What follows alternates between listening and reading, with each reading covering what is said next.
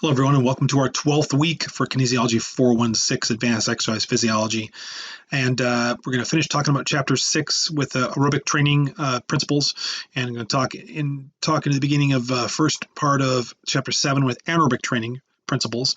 We're probably almost certainly going to finish anaerobic training this week, giving us our last 3 chapters over the final 5 weeks, kind of tying those together as much as we can to broaden them as much as we need to, possibly to bring back some content from other chapters to kind of bring it all together for you. Not that you're going to have a cumulative final, because you're not, but in terms of getting the material to give you some more clarity for it so you can apply it properly in the years to come, not just take a class like can be so easy to do, right?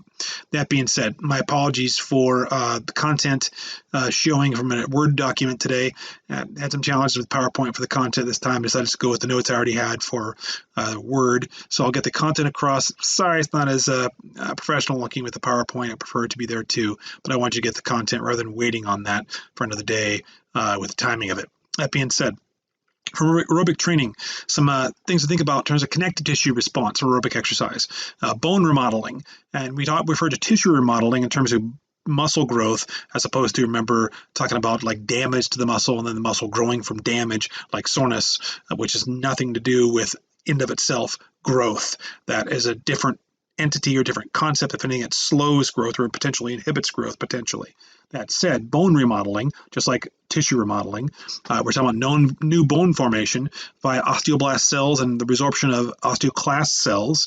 And it's influenced by age, right? By certainly teens, women up to about age 15, typically speaking, men up to age about 21, generally speaking, all from a standpoint of normal maturation, but maximal levels will be reached by age 30. And of course, the only way to increase bone significantly is by compressive force activity. Sure, calcium-rich environment is going to play a big role because if you don't have proper mineral balance, you're going to have proper mineral density, you're not going to be able to grow bone. But the fact of the matter is, to actually grow bone from a standpoint of other than just natural growth in the early years, to some extent, to enhance bone density, you're going to need compressive force activity, which is pressing activities, overhead pressing, chest pressing, leg squats, deadlifts, lunges, jumping, walking, running, anything to do with loading from a compressive force standpoint, not pull-ups, not pull-downs, not arm curls, not knee flexion. Hopefully that makes sense, difference between pulling and pushing type exercises, so to speak. That said, that bone mineral content or the density is due to osteoblast production of calcium phosphate and the deposition of such into a protein matrix.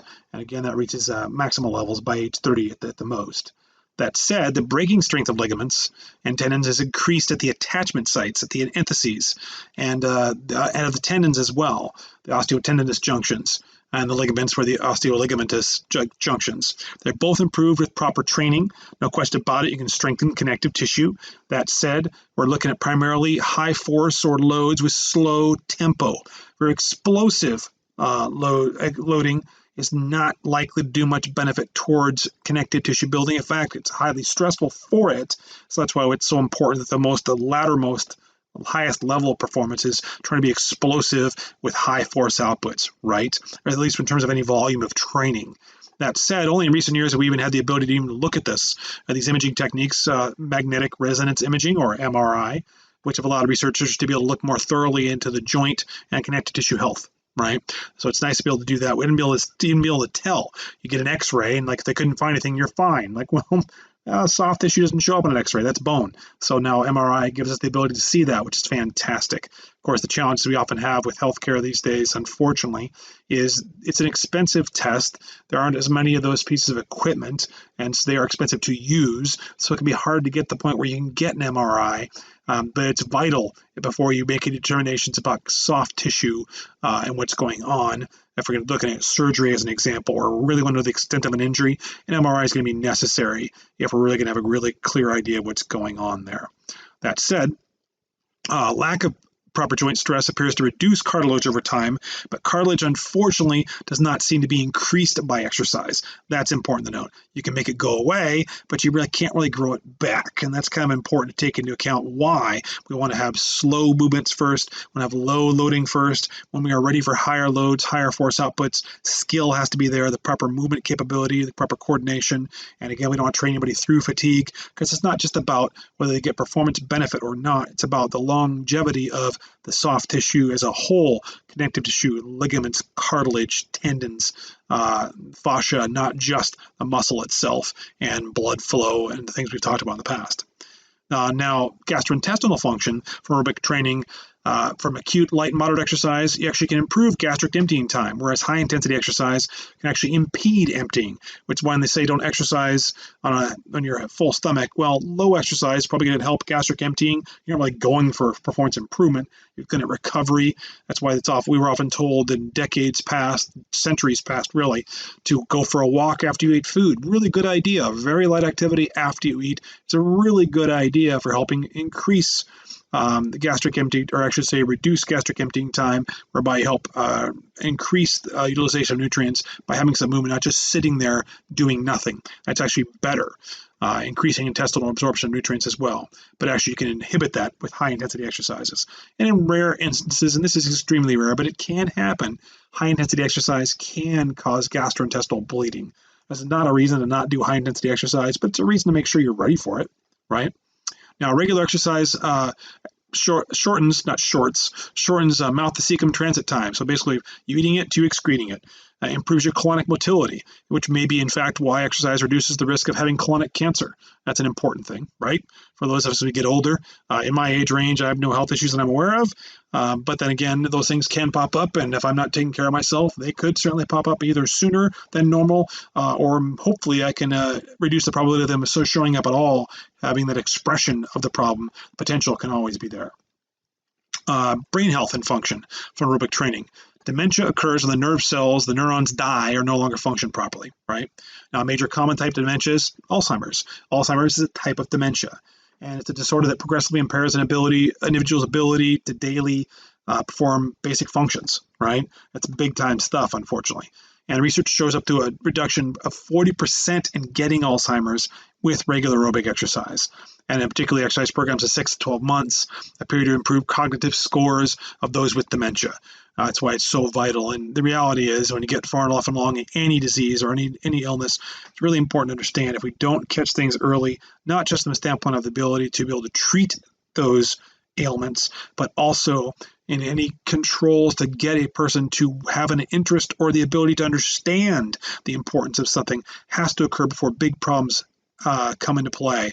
When situations get significant enough, the last thing anybody wants to do, and as an example, I have 2 relatives who both have issues of, one is suspected, one is known, and the one that's suspected of having potentially dementia, not probably Alzheimer's, most likely dementia, doesn't want to admit it, doesn't want to believe it, and trying to get her to actually do any exercise, it's not going to happen. She doesn't feel that it's necessary, and so not going to be helped by the exercise, so we're not going to be able to get her to do it. Trying to deal with it before the problem comes is obviously vital. It doesn't mean you stop trying, but that's a reality of life, right?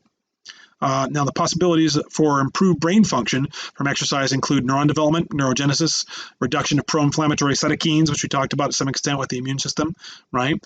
So proper immune system response and cytokine response, and reducing inflammation as a whole with proper brain function from exercise. Improved cerebral artery vascular health and function, important things. Attenuation of degeneration, in other words, putting off the generation of brain function, and decreasing the loss of gray matter volume. Really important stuff right there. Not surprising, probably to a lot of us, but really important specific factors to keep in mind when talking to someone about not just exercise benefits from a standpoint of health and performance. I think, I don't really need to be physically strong. I don't really need that kind of stuff. Well, how about brain function, right? That's going to almost everybody you talk to, especially the hardworking people who are concerned about their work performance and life performance. That's a vital one.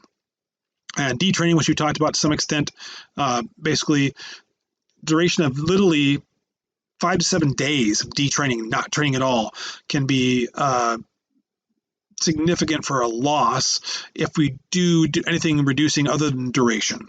So you don't want to reduce anything other than duration probably in a few days prior to a major competition.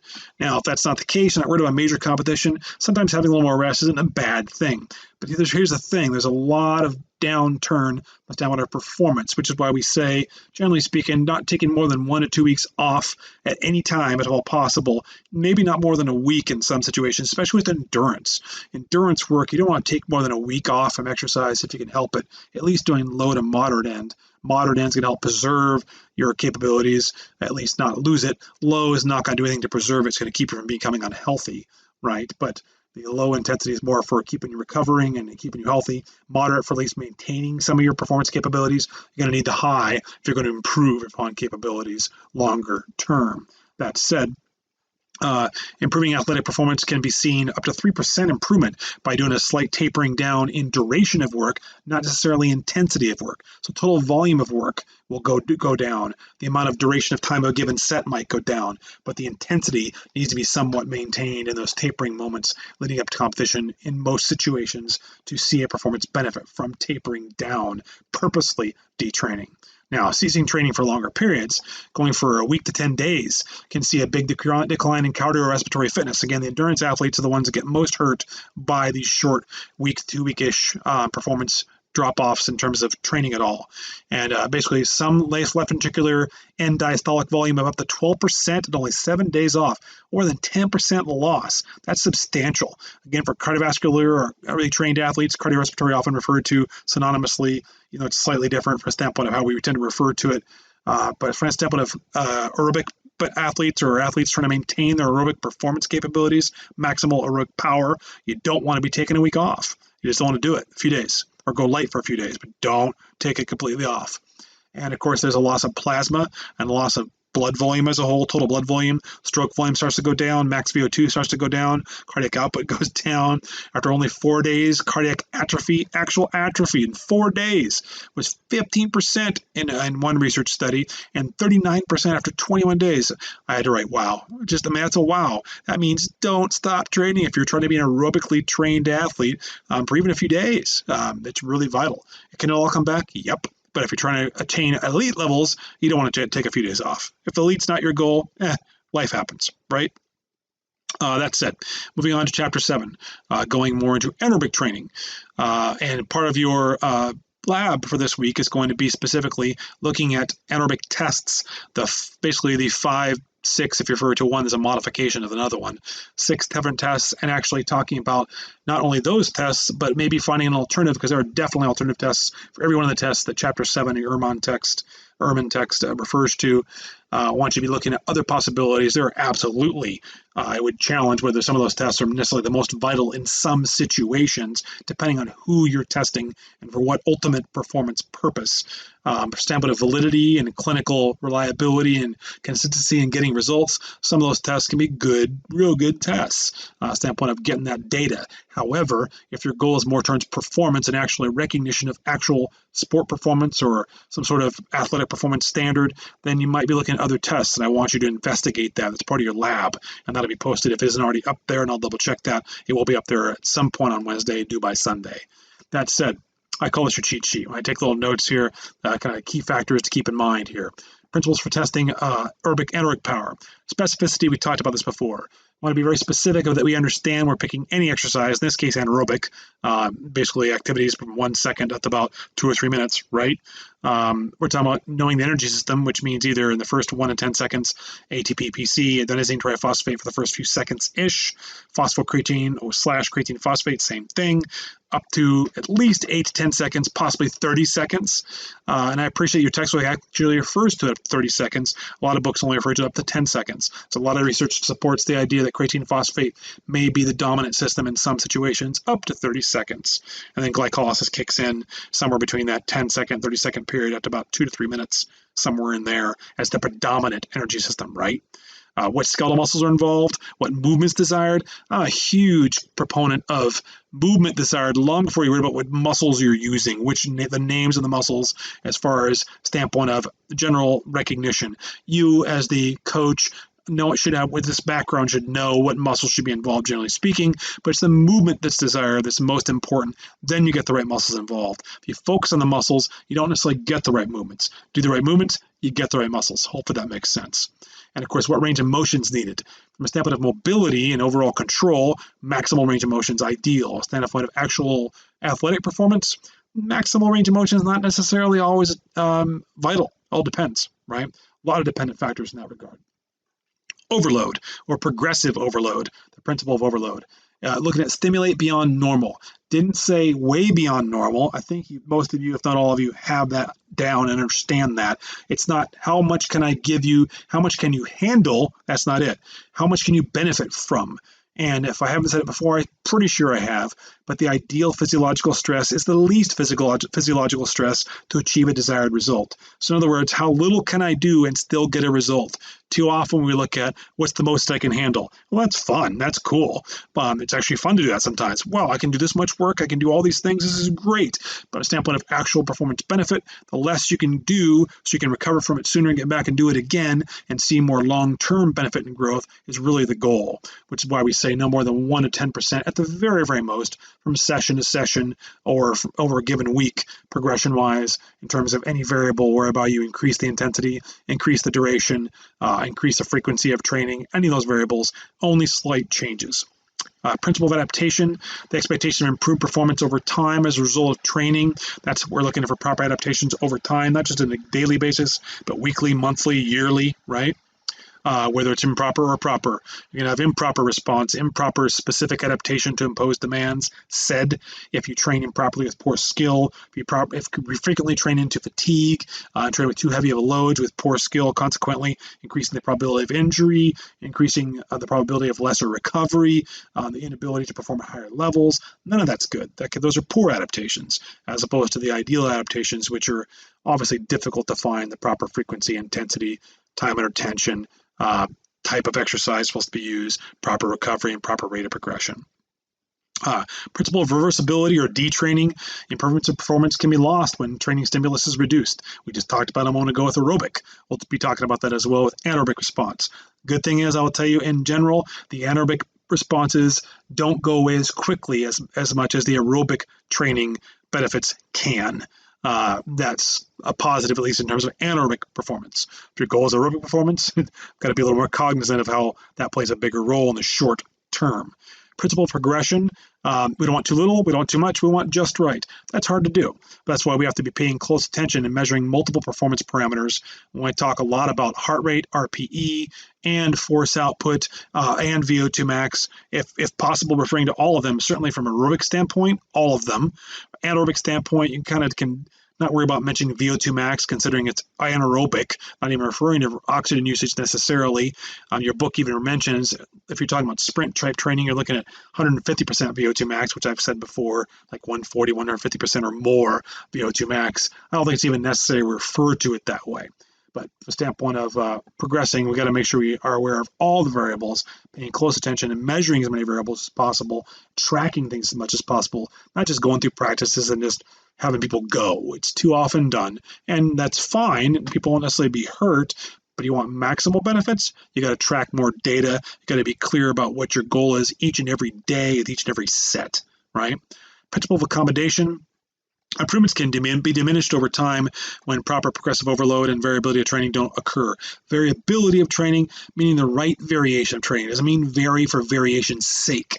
Too many people do that. I need to mix up my program. Why? I'm bored. That's the wrong reason. If you're just doing it for fun and you're only looking for growth, that's totally fine. But the goal is to actually see benefit physiologically from a standpoint of performance, which I think if you really push that issue with someone, they do want that. So we don't vary for variation's sake, other than that maybe someone's just tired and worn down today, so we're doing something different because we just don't want to wear them out. That's different. But longevity-wise, we don't vary for variation's sake alone. It has to be a rationale, a reason physiologically, let alone psychologically. Principle of individual differences, we talked about this before. Genetically, we talked a little bit about it anyway. You can see benefits different for people because of genetic differences from the same exercise from between 5 and 50%. Dramatic differences. Individual response to stress, right?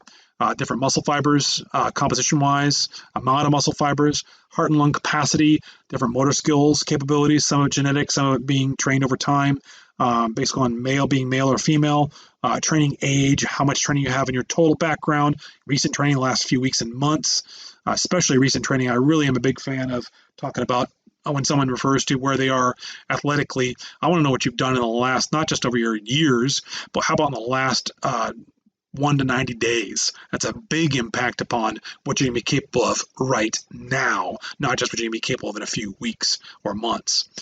Injuries, of course, and again, genetics result in different rates and amounts of adaptations to stress, right? And then periodization, the concept of gradual cycling. They also call it the principle of variation. Not really a big fan of calling it that because people get too caught up in varying stuff. Periodization just means gradually programming or cycling of specific variables. Really, we're talking about the fitter variables, so the textbook refers to fit VP. Remember, that's still frequency for both, still intensity for both, still time under tension or time for both, type for both. The fit is all the same. It's the RR versus the VP. The variation the text refers to is volume and progression, whereas the one we tend to refer to more in training in general, that I'm more of a proponent of, is rest and then rate of progression. Okay, volume of training, you can argue in there, can be part of the intensity, the time under tension, and the rest kind of combined. I tend to refer to volume of training more in terms of intensity, really, and or time. And of course, to meet a specific goal, be clear about when that goal is going to be in order to gradually cycle appropriately. All right, anaerobic testing. Anaerobic training does not require oxygen, right? Without oxygen, anaerobic, right? For ATP generation in the electron transport chain process within the mitochondria. So consequently, we're talking about work periods, as we said, 1 second, about 2 or 3 minutes, anywhere in that broad range, depending on our goals. A few seconds to several minutes, says the text. Really, beyond the expectation of 1 second to 2 or 3 minutes, glycolysis is actually part of part of the anaerobic response. And I'm not going to refer to anaerobic and aerobic glycolysis. Glycolysis, really, by all rights and purposes, should be referred to in terms of anaerobic.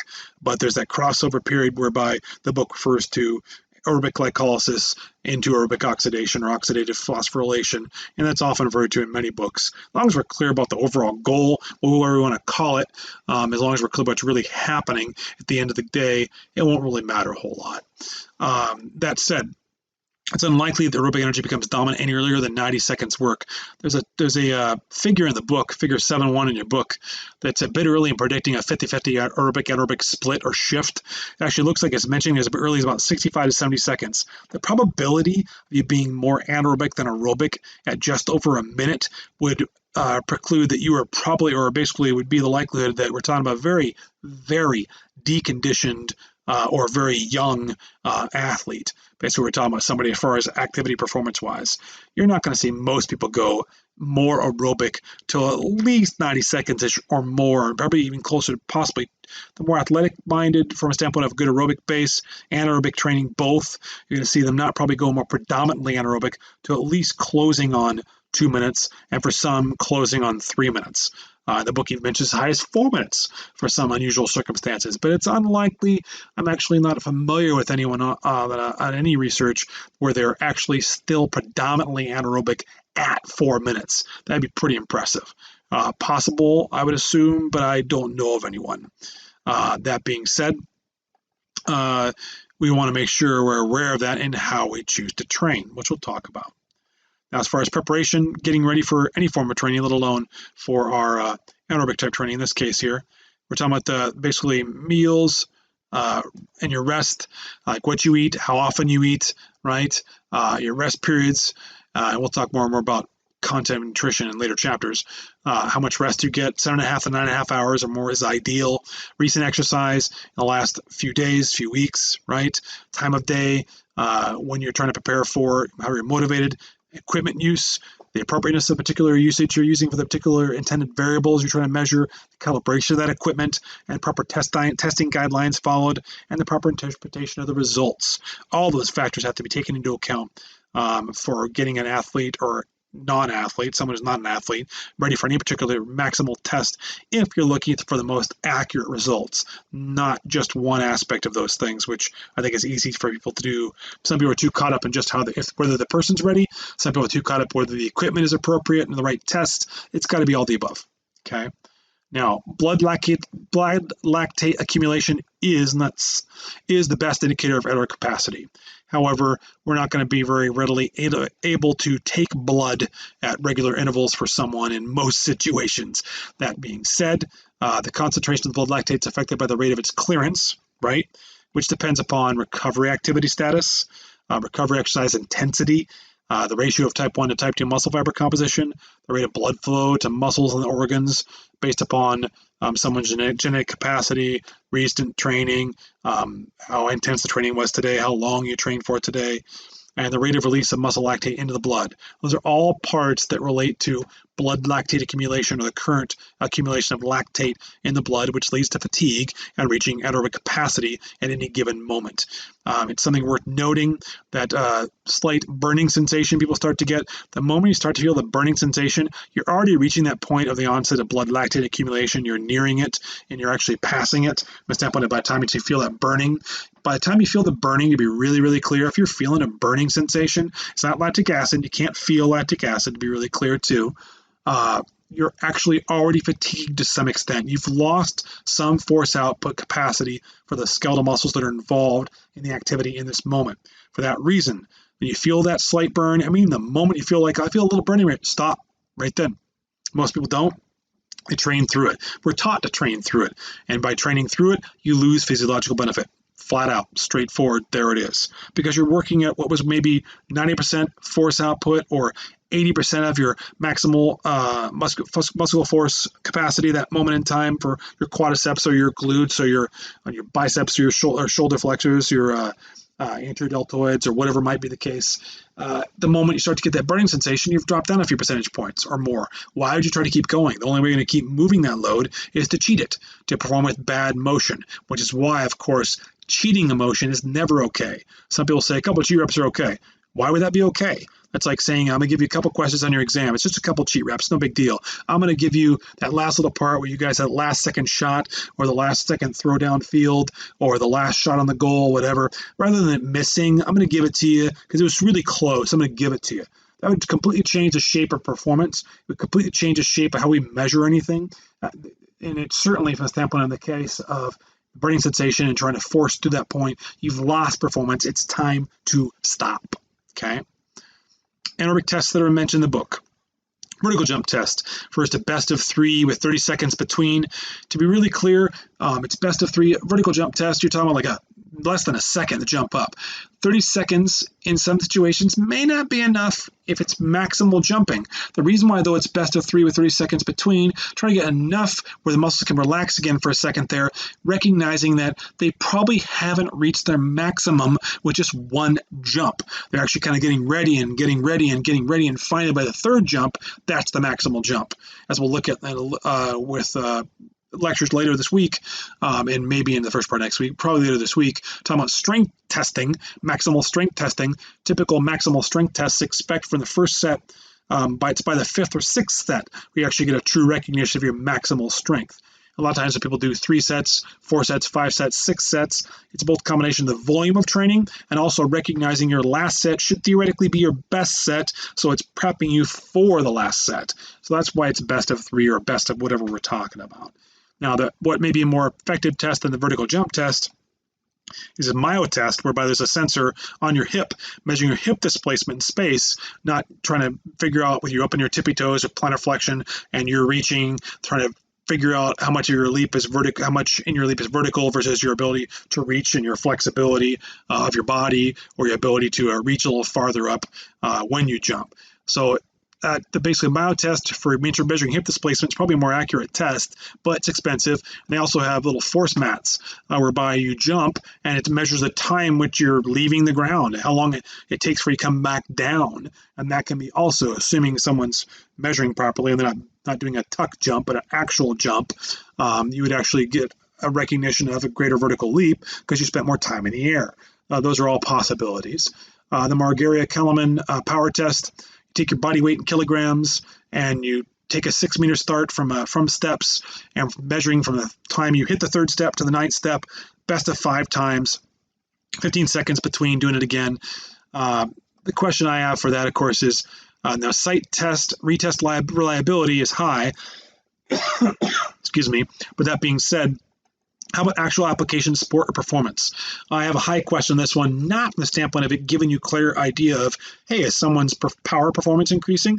Yeah, you'll see that step, basically this step test or this power test improve. However, when you run on steps, there's a significant focus there on the location of where you step. I would personally much rather have someone doing like hill sprints or flatland sprints, or broad jump or something like that. Well, broad jump is more towards the long three modified box long jump coming up here. But some kind of sprint type test would be my preference, the 40-yard dash, a hill sprint of some kind over this test. If my goal is to measure someone's actual force output, and they're a football player, baseball player, basketball player, runner, some land athlete, and certainly this test from a swimmer wouldn't make a whole lot of sense, or a cyclist. Okay, I want to make it more specific to the equipment they're using in their sport, if at all possible, which is what I want you to be entertaining and actually investigating in your lab. And it doesn't mean these tests aren't useful, but for who? For what, right? The modified Bulgaria-Kalman test, they often refer to as a football staircase test. We're still 6 meters from the steps, but you're actually going 20 steps, 2 steps at a time, starting the 2nd step to the 20th step, and then measuring the time between there for measuring power. And again, is it a measure of power? Absolutely. Is it measuring within a few seconds, so consequently you're going to have some measure of power? Absolutely. But again, because of the timing, trying to time your feet, footfall on steps, it's somewhat skill-based towards steps as opposed to just a test of performance for power. So that's my argument against maybe not using it from a standpoint of being ideal for some athletes, but not arguing against the reliability from a standpoint of recognition of power changes. Okay. Now the 3 modified box long jump, basically you're going on one box, jumping down, jumping back up the next, jumping down, jump back up the next, and after you jump down from or basically depth jump or drop jump from the 3rd one, you're supposed to take a big long jump as much as you can at the end, and you're taking the best of 3, both in terms of both time of that whole sequence and the distance you cover in that sequence. I'm going to recommend in most situations for an athlete doing more of a basic standing long jump or even a running long jump in some situations, as long as they're jumping into sand. Of course, what you jump onto really matters surface-wise. Softer surfaces for landings, what we're looking for. Whenever you push off of a softer surface, it potentially has the potential probability of actually affecting your technique and your form on the push-off. Actually, the softer the surface, the harder it is for you to push off. However, the easier it is eccentrically on the landing. Harder concentrically, easier eccentrically. Off harder surfaces, easier concentrically, harder eccentrically. That has to be taken into account too when you're doing any of these kinds of tests for surface you're on. That's important to take into note as well. But that test, again, is going to be reasonable recognition of someone's speed and power, very short distances, maximal power, absolutely. But I'm going to challenge the difficulty of that with it dropping off of boxes and jumping back up again skill-wise, not to mention from a standpoint of stress on the body with it dropping down, up again, dropping down, up again. But doesn't mean it doesn't have some benefit there, and it can be, and that's what I want you to explore. I don't want you to take my word for it. I want you to be looking at more specifically based on the research and the benefit that you really think you're going to get out of it for the athletes you're going to be working with, so to speak, or what athletes we're actually referring to when we're referring to any particular benefit, right? The Wingate anaerobic test, they often talk about this with hockey players and whatnot, where they're warming up for 2 to 3 minutes, and then you have 15-second sprints at speed, whereby they go 15 seconds at a good speed, and then do the getting used to it. Then you get 0 resistance for 10 seconds, and then you have a 5 to 10 seconds between that time frame. By second number 5 up to second number 10, you're ramping it up to being maximal RPMs, and you're measured from 10 seconds to 40 seconds, 30 seconds total, at the resistance of basically 0.05 kilograms per kilogram, or kilopounds per kilogram, often referred to it that way too. And it's actually appropriate for, is it appropriate for a land-based type performance? I'm going to argue that, again, for an athlete, a land athlete, it doesn't mean that if you're a more powerful land athlete, you've improved your power over the last few weeks, and you get on that cycle to do a Wingate anaerobic power test, you probably will see an improvement in power. But what I'm going to challenge is, because you see an improvement in power in the Wingate anaerobic power test, is it going to show you power performance on land at the same level of change you saw in the Wingate anaerobic power test? And I'm going to challenge that, and it may be really far off because it's different from the standpoint of ground reaction forces versus on a cycle. And it doesn't negate the test, but what are you looking for? What are you trying to get from it, right? And it's supposed to be measuring peak anaerobic power, mean anaerobic capacity, and this fatigue index, because we're getting a little bit glycolytic with that. By going in that 30-second time frame, very probably for most people. Okay, from a standpoint of actual maximal power would really be the few seconds, 5 seconds or less, arguably 10 seconds. You can push it for the longer than that. From a standpoint of arguing maximal anaerobic power from 98, 99, 100% maximal power, you're going to be lucky to get 95%. For 30 seconds, maybe a little less than that, even close to 90% maximal force output for some by a 30-second test. So is it really going to be getting full 100% max? No. But is it a fair measure of seeing change like all these tests are? Yes. And then lastly, a critical power type test. Interesting, as some research notes, this is number one, this is above your lactate threshold. So this is not super light intensity, right? It's something you should be expected. The book doesn't mention this. This is other research mentioning this as a 30 to 60 minute steady state speed. That's critical power. So your critical power test really could be as little as 3 minutes long, about 100 minutes long, really, and its expectation of really your performance about 30 to 60 minutes. Okay. And I put on a cycle, critical power test. It's easy to do. It's reproducible. You can actually see variation in results. But if you're looking at a cyclist, oh yes, that's where you should do this test for critical power. Otherwise, ideally, do it as a run on a track and actually see how far they get and basically how much they can keep that pace, the same pace. How long can you maintain a high level pace, right? And it's a 3 to 4 exhaustive efforts. That was they used to do with this to determine critical power. You could do one set, but the whole idea for doing 3 to 4 would be to see if you have reliability between the 3 or 4 different tests to get an average for a recognition of critical power. Okay.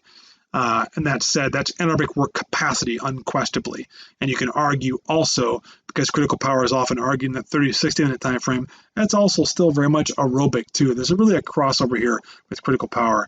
And referring to that 3 minute time frame, yeah, that could be it should be mostly anaerobic most of the time through that test, if not entirely for some.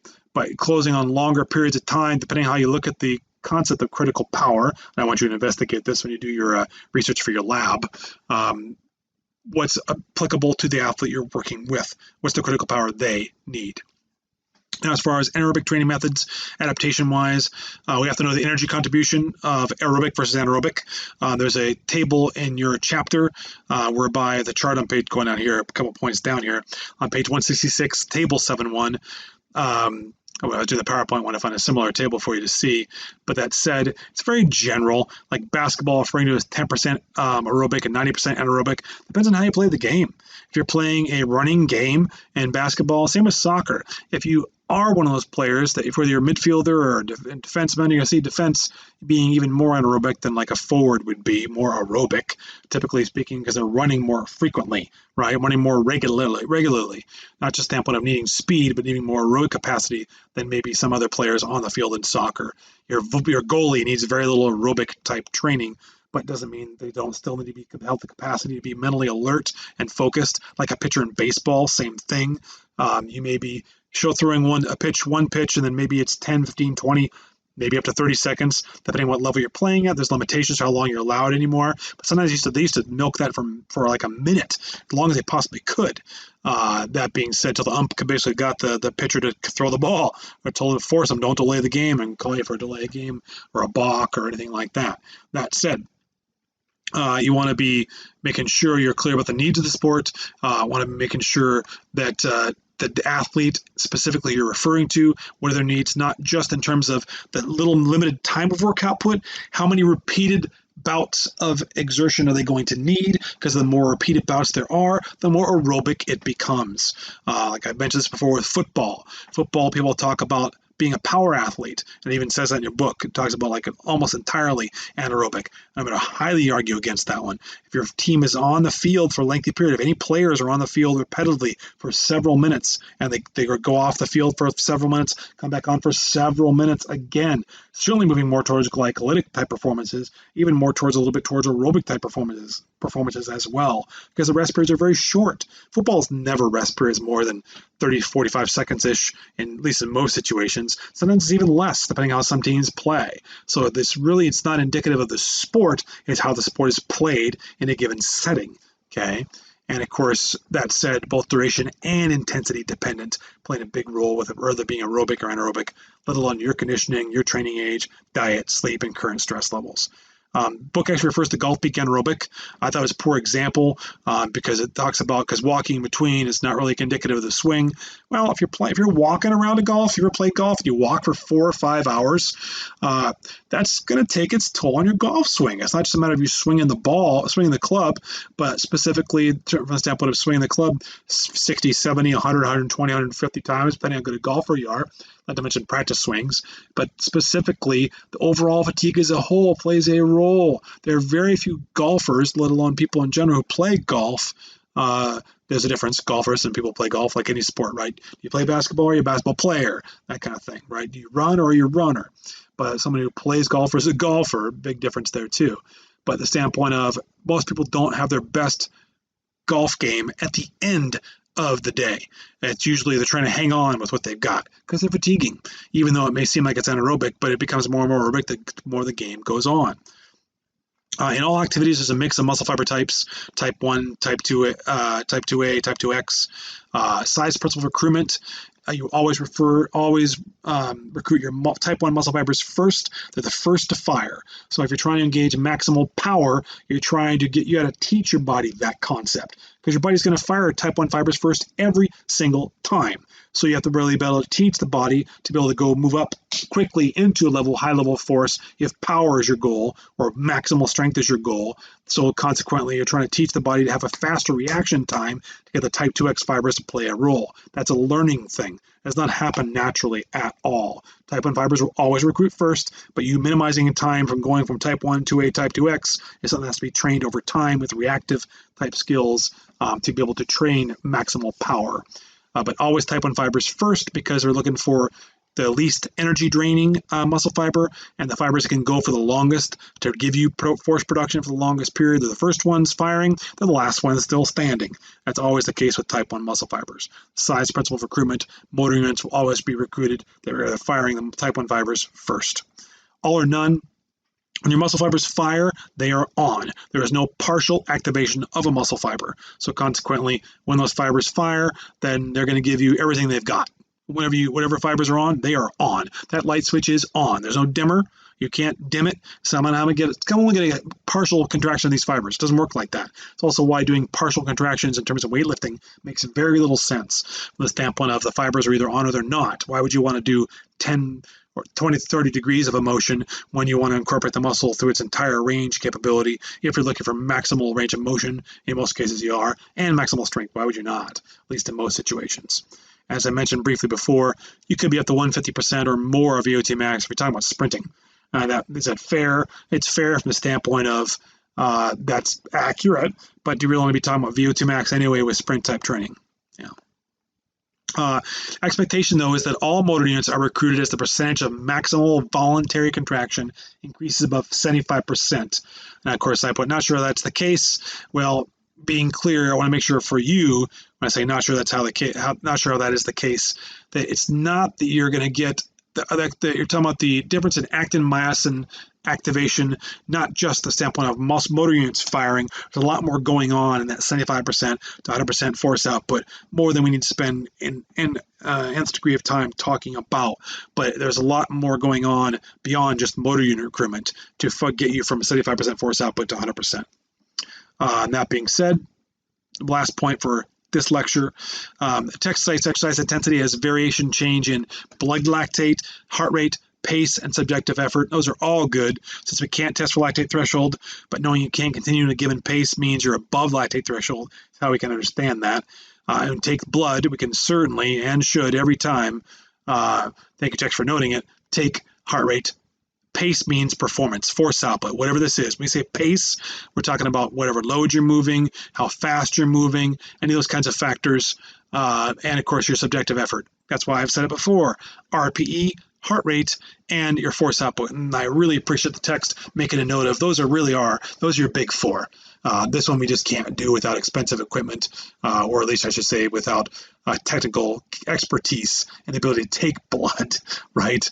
And then of course heart rate and RP is absolute, and so too is you measuring pace or being clear about how much distance did you cover in a given time frame, or in other words, how fast did you go, how much distance can you cover before you fatigue, or anything like that. Pacing, so to speak, speed, power. That's it for this particular lecture. We'll talk more about Chapter 7. Look for your lab on the anaerobic testing, and looking for your discussion board post, which will be more towards training methods towards anaerobic power and maximization of anaerobic power. We'll talk to you again soon.